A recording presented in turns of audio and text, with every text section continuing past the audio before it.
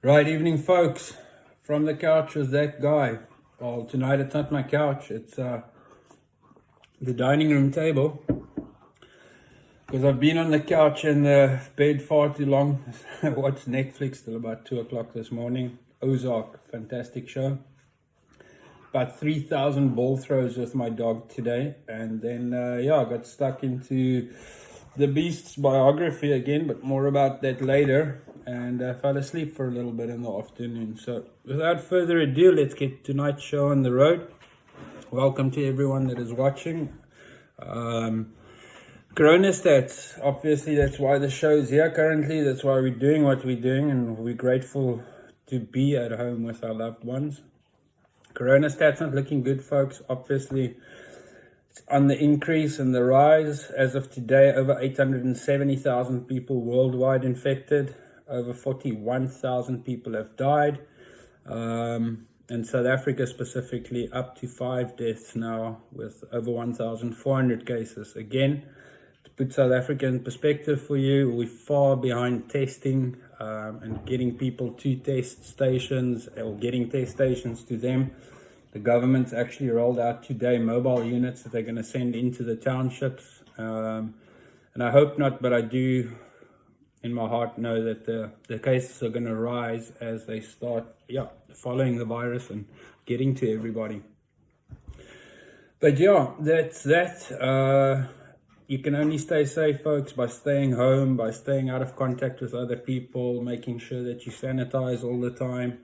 I don't think my hands have ever been as clean as they are, especially with a nurse for a wife who's a germaphobe.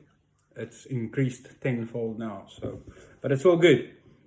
It's all good. It's for our own safety, and it's to stop the spread and flatten the curve. Remember that we're nowhere even close to the apex or the top part of the curve. That's still to spike in South Africa. So the next 2 weeks is going to be absolutely crucial. I actually saw the first report tonight on TV about the deadline, the lockdown of the deadline actually being extended. And can only pray and hope that it doesn't happen, because for someone like myself that's in the schooling system, it's going to be detrimental to matric exams, kids losing schoolwork, precious time, and I'm not even talking about a rugby season, because at the moment that's at the back of everyone's minds. Regardless, I've got my season here in front of me. It's actually still lying here since yesterday. When I folded it up, that's already what we've lost this season. And if everything goes ahead as planned, that's what we'll have left. But the moment 25 April comes, and that's extended, then we're only left with May and July and one game in August. So really sad, but a reality and something that we all have to face together. Cap of the day. Today's cap, one of my favorite ones, Goldfields. Big shout out to the boys in Stellenbosch, Goldfields Res. I was fortunate before VdWalt to work for a company selling clothing, rugby kit, jerseys, everything, and these were one of the caps I was involved in supplying and distributing to the guys at Goldfields. So yes, guys, big shout out to you in Stellies, wherever you are. Tonight I actually want to read you a little bit. It's my rugby highlight of the day. I said I got into Beast's book again. And something that always stands out for me, and I think in this time more than anything, is where you are in your journey with regards to spirituality. The Beast has never been one to shy away from his beliefs or how he has done what he's done. And I always, that's part of my philosophy and coaching is, our talents, we didn't just get randomly somewhere. Obviously, you got it from your mom and dad. But at the end of the day, for myself, being a Christian, I lay it back at God's feet. And, coaches is another story. I've hated coaches in my life. There's some that's part of my friend circle to this day. But I mean hate in a nice way, because a coach always tells you what you don't want to hear. And it's always difficult to believe that they know better. But they do, and that's why they're coaches, and that's why we do what we do, because we've been through it. So if you didn't know, The Beast actually started as an 8th man in Zimbabwe, ended up at the Sharks at 19 and played, in his first season, played flanker for the under-19 team, and then got moved to lock at under-21 level. That was his position, lock. And then Dickie Muir saw him, and I'm going to leave it there because that's where the reading starts. It says, at this time, however, Beast was chatting to Dick about the Springboks. The only thing that I was thinking about actually was being a Shark, while Dickie was engaging him about being a Springbok. And he said, you've got the physique of a loosehead prop. And at that point, my heart began to sink, and it felt as if the ground beneath my feet was about to swallow me whole.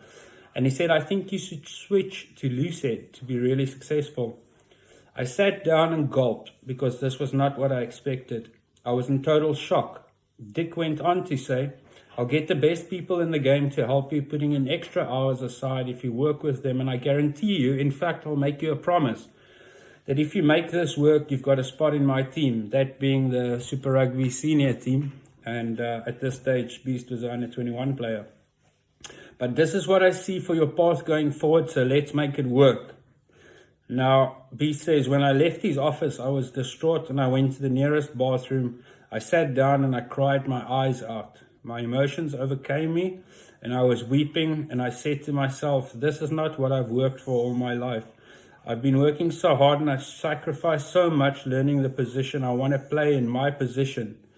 If I change, it's probably going to take me years to get it right at prop. And that's the way I saw it, a long-term thing. But I prayed to the Lord for guidance and understanding, and eventually I pulled myself together. Again, I prayed to the Lord for guidance and understanding, and eventually I put myself together. So, the rest is history. We don't have to further go. I can read you the whole book, but the show is too short for that. Please get the book, Annie Capistanio. Fantastic book, fantastic read about the Beast, because from there it was less than 1 year and he was a Springbok, or already in Springbok contention actually. But regardless, it was just over a year later, year and a half later, that he played in the British Lions test. So trust the Lord, trust your coach, they know better, and yeah, let the details sort itself out.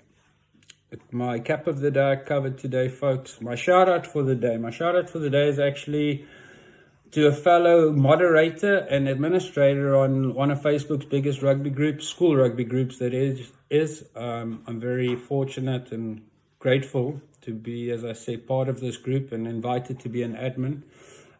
It's the SA Schools Rugby Group, SA Schools Rugby Group. Follow it on Facebook. My shout out is to Marlyn Ferreira. She's the admin, original admin and creator of the group. Keep doing what you're doing. It's awesome following and seeing your passion for rugby. And also a big shout out to the boys in Ermelo. At the same time, yeah, shout out to Niekkie van Walt, George, Danie, James, 4 legendary brothers from the town. Niekkie was my best mate.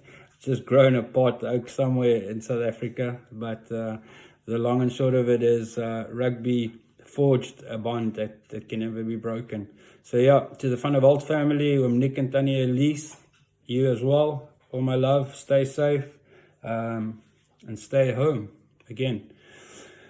Please follow It's a Way of Life thing.blogspot.com. That's where I ramble and muse about rugby and take some photos and upload it. And yeah, my show's also on there. And then on social media, follow our Facebook page, Instagram, Twitter. Stay involved, stay positive. And if you share anything, meaning on Facebook, WhatsApp, whatever it is, may it only be in love and sharing positivity and, yeah, inspire and uplift. Folks, have a good evening. I'm tired. I'm going to go to bed. Be blessed.